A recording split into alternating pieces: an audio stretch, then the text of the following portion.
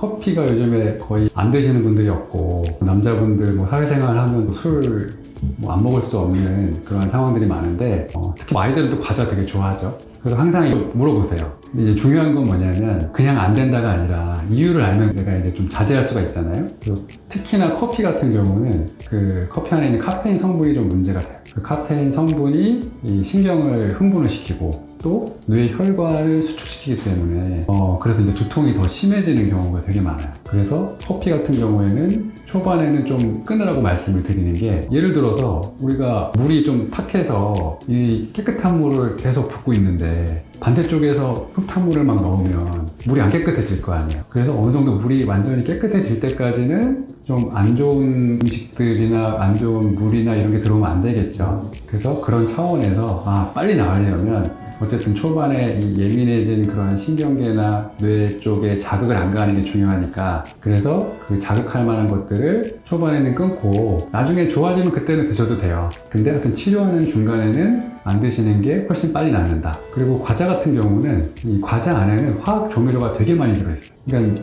생각해보면 싼데 맛있다, 이게 좀 이상하잖아요. 그럼 그 맛을 내기 위해서 이제 인공적으로 만든 그런 화학 감미료, 화학 조미료들이 되게 많이 들어간다는 거거든요. 그러면 그 화학 조미료들은 또 신경을 되게 심하게 자극을 해요.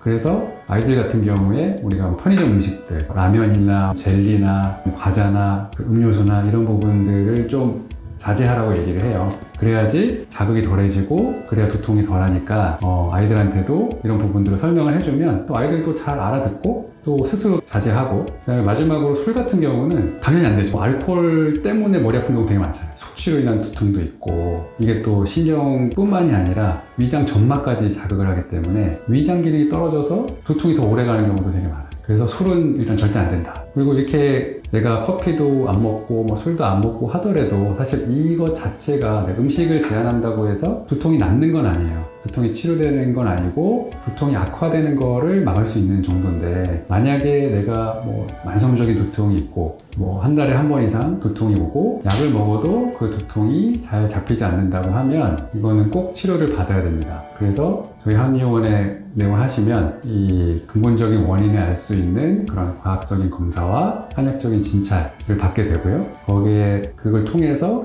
근본적인 어떤 두통의 원인을 찾아내면 그 두통의 어떤 증상과 체질에 맞게 1:1 처방이 들어가고, 그리고 이제 그렇게 꾸준하게 치료를 받으시면 두통이 뭐 10년 된 두통도 잘 나으니까 그냥 두통을 방치하지 마시고 꼭 내원하시기 바랍니다.